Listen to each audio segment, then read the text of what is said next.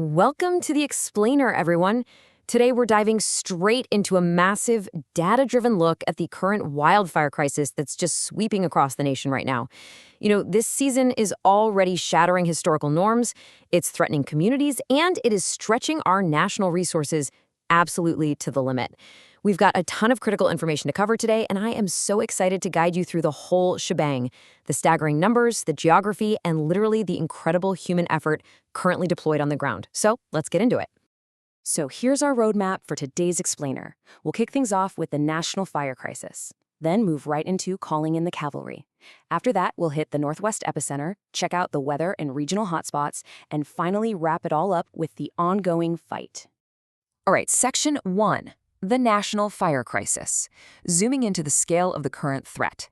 7,818,359. Yeah, you heard that right.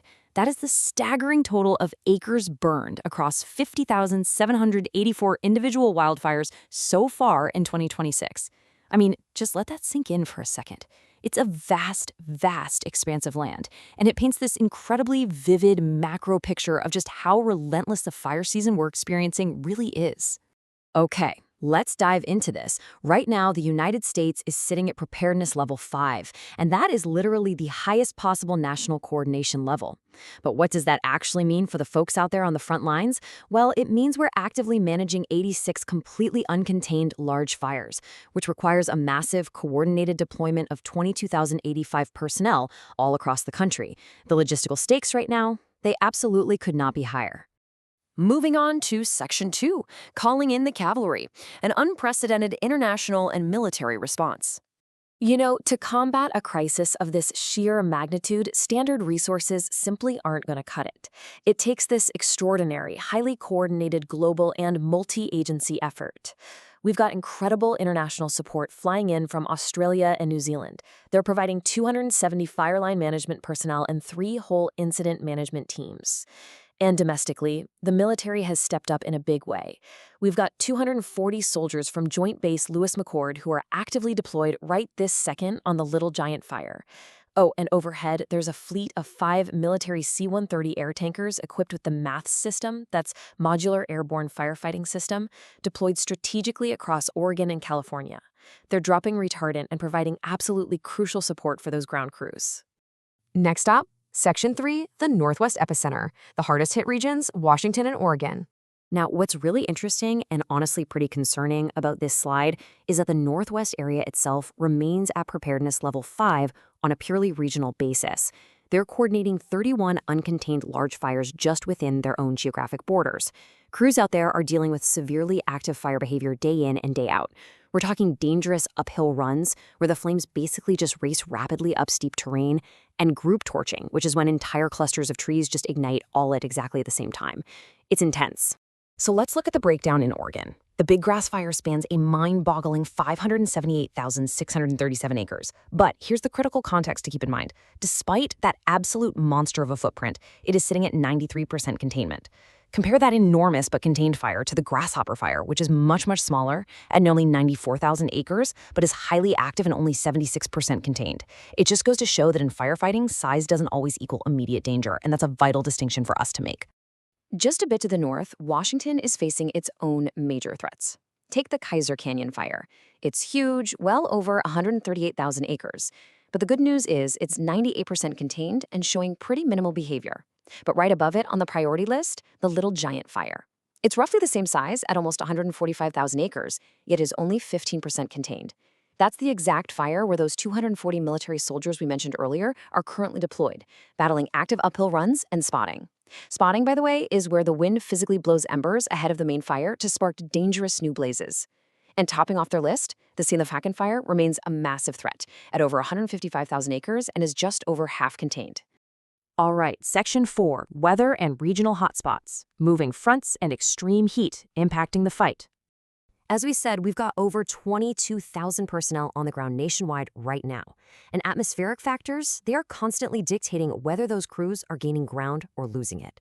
And this brilliantly illustrates a real tale of two weather systems that are currently splitting the country right down the middle.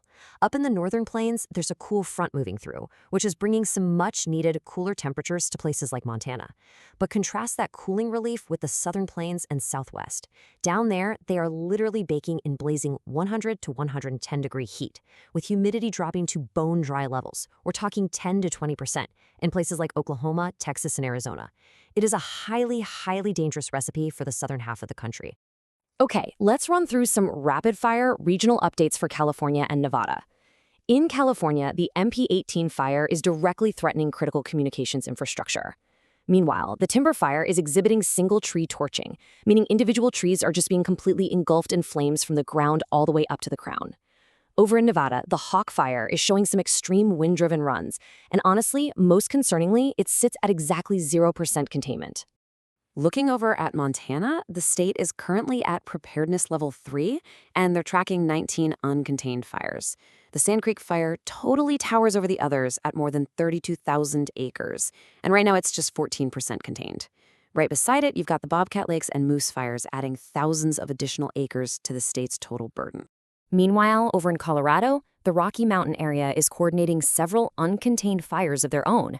The clear giant in the room here is the Aspen Acres Fire at over 102,000 acres. Fortunately, though, it's 77% contained and showing pretty minimal behavior, mostly just creeping and smoldering across the forest floor. And that's a stark contrast to the violent runs we're seeing in other states. But, smaller fires like Gold Mountain, Elk, and Willow, they still demand significant resources and constant monitoring. To wrap up our regional tour, let's highlight some incredibly stubborn, totally uncontained hotspots in the interior West. In Idaho, the Crooked Fire sits at 1,530 acres, but it is completely uncontained at 0%, and it's showing active torching. Down in Utah, the Slough Canyon Fire is 3,000 acres, also at 0% containment, presenting some really dangerous uphill runs. And finally, in New Mexico, the Frijoles Fire has burned over 15,000 acres. It's sitting at 45% contained, and it remains a major concern today as it threatens numerous residences.